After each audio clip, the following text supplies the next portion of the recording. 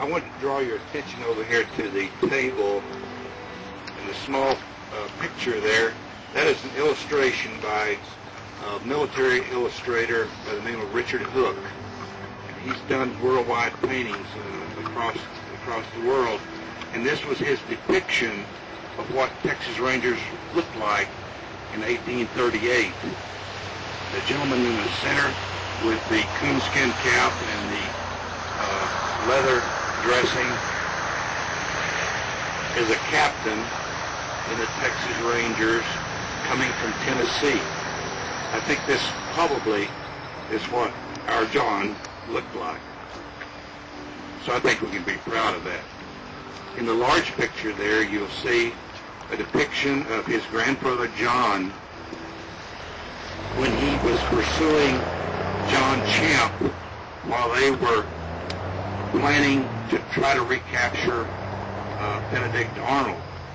And this is a rather unique picture because it is a Courier and Ives. It was printed in 1876 depicting that event. And I think that is a really great tribute to the Middleton line. So if you have a chance afterwards, you can stop up here and take a closer look at it.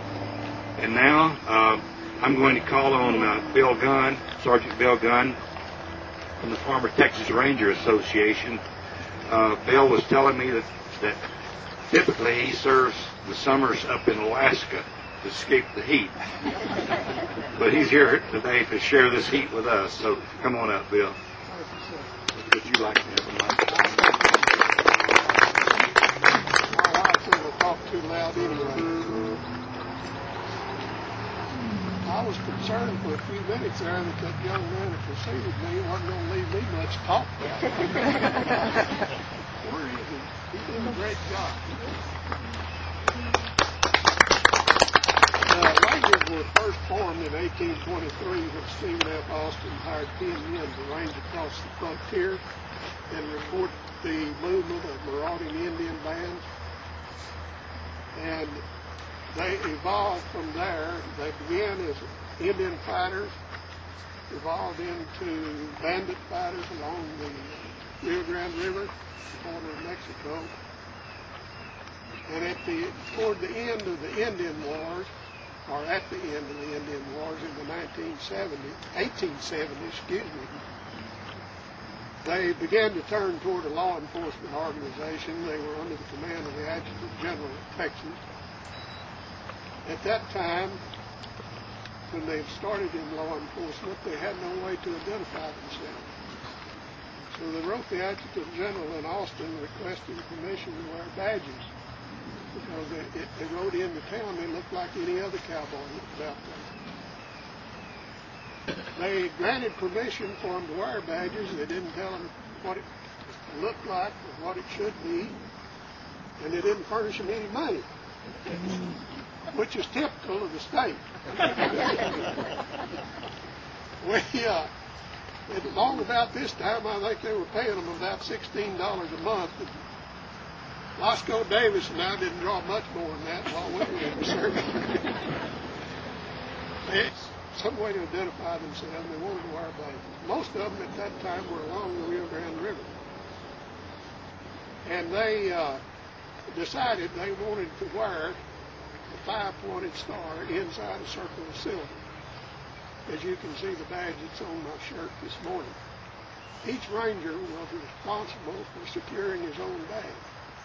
So they decided they'd have them made from a Mexican silver coin. They started with a 1 peso coin, and each ranger had to hire a Mexican silversmith to make his badge coin. They evolved finally into the 5 peso or 5 peso coin, which this badge is made of. We don't know exactly how long we've worn this badge. We know it's over 100 years. And through the years, as we've evolved, there have been changes, and different badges have been worn. But we've always come back to this one, and it's the official badge today. On the back of the badge, if you can see it, you can see part of the inscription of the Mexican coin. through after 1875 and the Indian Wars, they became a law enforcement agency. But in 1897, Captain Whitford formed the former Texas Ranger Association, which exists today. We have a small museum and headquarters in San Antonio on Breckenridge. It's right near the San Antonio Zoo, and it's part of the building with the trail drivers and pioneers in Texas Rangers. This organization, it promotes the history of the Texas Rangers, and it's been in existence since 1897, and we're still active. We like to inform everyone that anyone who is a direct descendant of a Ranger is eligible to be a member of the former Ranger Association. The dues are $25 a year, which we feel are nominal. That's for an adult, $10 a year for a child under 18. This money helps to defray the cost of these ranger crossings that we're marking these roads here. We're getting to them as fast as we can get them identified. And we're somewhere between 400 and 500 at this time, and we know that that's just a mere drop in the bucket, actually. But anyone that has information on a ranger and where he is resting, we welcome that information into our headquarters.